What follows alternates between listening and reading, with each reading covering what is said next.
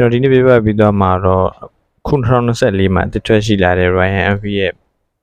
Himalayan 450အကြောင်းပဲဖြစ်ပါတယ်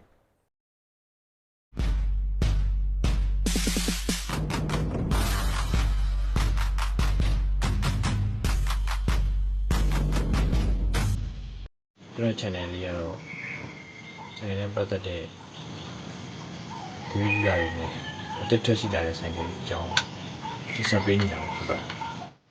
ဟုတ်ကဲ့ပထမဆုံးအနေနဲ့သူ့ရဲ့အင်ဂျင်ကိုပြောအောင်အင်ဂျင်ပြောအောင်ရင်2017William 411မှာပေါ့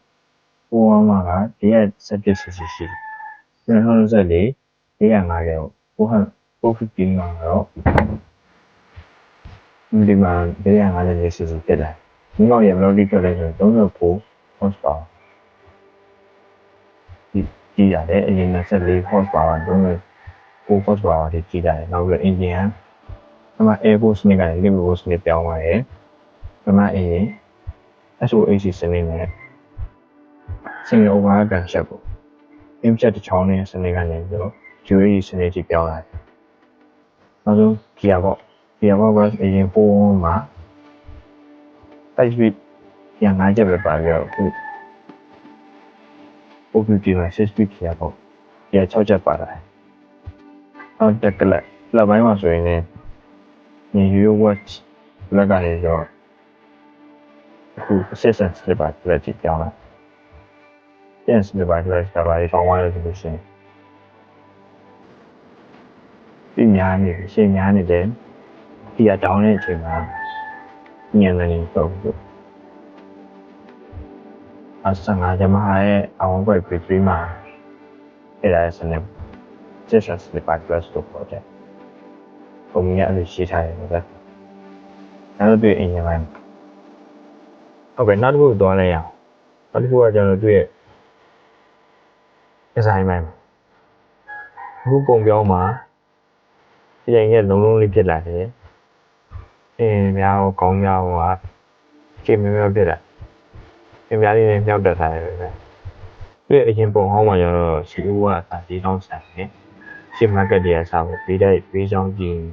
ဒီတောင်းဆန်တယ် classic design နဲ့တွားတယ် Ryan MV ရဲ့ပုံစံတိုင်းခု2024မှာ450မှာပါတယ်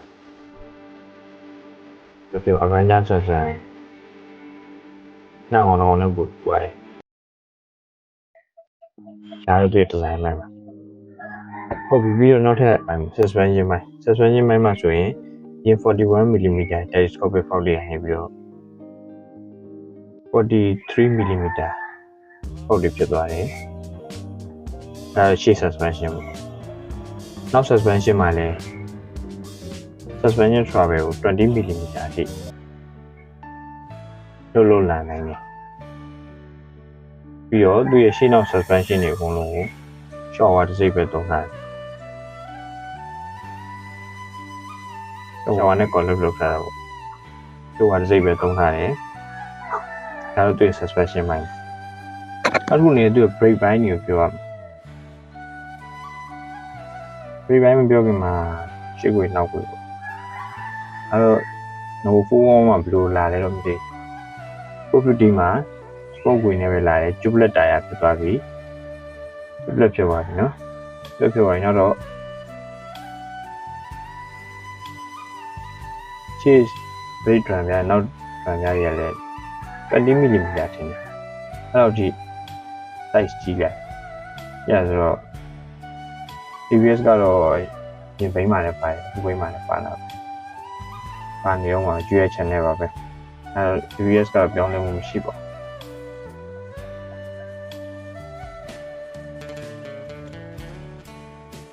ဒါတော့ဒီ brake ပိုင်းမှာ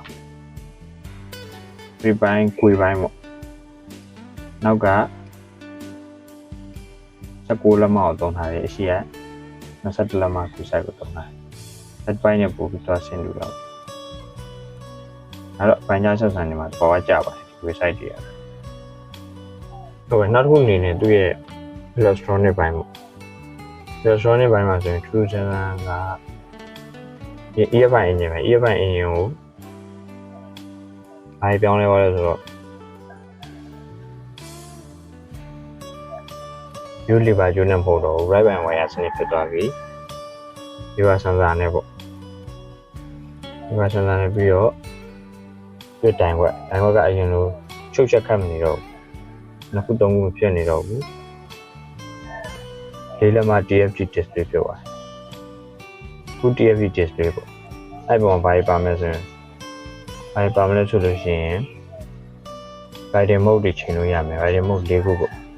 ၄ခုလို့သာပြောတာတွေ့တူကငယ်တော့နှစ်ခုပဲပါပါတယ်ဒါက eco mode နဲ့ performance mode ပါအဲ့နှစ်ခုတည်းမှာဟိုက ABS ကို on off လုပ်ရတာ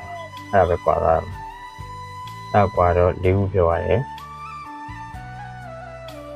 ဒါတွေ့ DFP တိုင်ခွက်ပါနောက်တစ်ခုကသူတိုင်ခွက်ကိုကိုယ့် smartphone နဲ့ Wi-Fi နဲ့ direct ချိတ်ဆက်လို့ရတယ်ချိတ်ဆက်ပြီးတော့ navigation ကြည့်နိုင်တယ် navigation ကြည့်နိုင်တယ်အဲ့ဒါခလုတ်ခုံနေရလဲရင်းချိုးချက်ခတ်မနေဒါဘက်မှာဆိုရင်၃လုံးပါမယ်ဘယ်ဘက်မှာဆိုရင်၃လုံးပုံမှန်ဆို၃လုံးနောက်တစ်ခုက join stick တွေတစ်ခုပါပါတယ်ဒါမှမဟုတ်ဟိုရှိဒီရှိဖို့ပါဗျာလောက်ပါပဲနောက်ပြီးတော့အရင်4မှာတော့ရှီမီကြီးနဲ့ single မီးတွေကဟီလိုဂျင်မီးကြီးပဲတုံးထားတယ်ခု450မှာတော့အကုန်လုံး LED ဖြစ်သွားပြီတစ်စီးလုံးပတ်တယ်နောက် premium စအကုန်လုံး LED မီးဖြစ်သွားပြီနောက်က ground clearance ကတလက်မကွဲ 1.5 inches တလက်မကွဲတော့ပို့ပြီးတော့မြင့်သွားတယ်ပြီးတော့စီးခိုက်ကလည်းအရင်မသိတာပဲမဲ့တလက်မတော့ပိုမြင့်သွားတယ်ပေါ့နောက်ပြီးသူ့ရဲ့ထိုင်ကုန်မှာဒီကစီးခိုက်ကဒီမီတာနဲ့ဆို800ကျော်ပေါ့800ဝန်းကျင်မှာနောက်ပြီးဖိနိုင်ကိုအနှိမ့်မြင့်ချိန်လို့ရတယ်နောက်ပြီး800အထက်800မီလီမီတာကျော်မှာပေါ့အဲ့ဒါနောက်တစ်ခုက low kit အရင်နေတဲ့တွေအတွက် low kit လည်းဆင်လို့ရတယ်ပြောတယ် low kit ဆိုရင်မီလီမီတာ800နဲ့800အောက်ပဲရှိလိမ့်မယ်ဒါတော့စီးဟိုက်အကြောင်းနောက်ပြီး fuel capacity သူ့ရဲ့ CO က line နဲ့ပြောင်းသွားလို့စီဝင်ဆန့်တာလည်းကွာသွားပါဘယ်လောက်ဝင်လဲဆိုရင်ဒီက15လီတာဝင်တယ်ပိုးပေါ်မှာ15လီတာဝင်တယ်ခုဒီကောင်18လီတာဆိုတော့2လီတာပိုပြီးဝင်ဆန့်သွားပါနောက်ဆုံးနေ weight 450မှာ9ပေါင်ပိုပြီးပေါ်သွားတယ်ပေါ့ခုပြောပြပေးတော့2024မှာထွက်ရှိထားတဲ့ Himalayan ရဲ့450ကျောင်းမဖြစ်ပါတယ်နောက်ပြီးသူ့ရဲ့ပြန်မဲ့ဘာရှိနေလဲဆိုရင်ပြန်မဲ့အနေနဲ့ပေါ့ဒီဘက်ကိုပြောသေးဘူးဒီအာရှမှာတာကော brand ရှိရ CF motor ရှိ450 MT ပေါ့ဒီအပန်းကြပဲတော့တိုးရင်တော့အပန်းကြပဲ MT 450ပေါ့အဲ့ဘင်းရှိမယ်တော့ကျွန်တော်မြင်တော့ပေါ့ဒီရင်းကြောင့်ဒီမလီယန်ကြောင့်ပြောတယ်ဒီမှာတစ်ခါပဲမြင်ဘူးပဲဒီကနေဖြတ်မောင်းသွားတယ်အဲ့တော့4အရင်4မှာနောက်ဆက်တယ်ဟုတ်ကဲ့အဲ့ဗီဒီယိုလေးနှစ်သက်တယ်ဆိုရင် like ပေးခဲ့ပါဦးရောတာတစ်ခြားသိနေရှိခဲ့ရင်လည်း comment မှာရေးခဲ့လို့ရပါတယ်နောက်ပြီးတော့နိုင်ငံပတ်သက်လို့စိတ်ဝင်စားတဲ့အကြောင်းအရာတွေနဲ့ပြီးသွားထားတဲ့ vlog တွေကိုကြည့်ကျင်တယ်ဆိုလို့ရှိရင်ကျွန်တော်ရဲ့ channel ကို subscribe လုပ်အားပေးဖို့ပြောချင်ပါတယ်အားလုံးပဲငါရှိသောနေ့လေးဖြစ်ပါ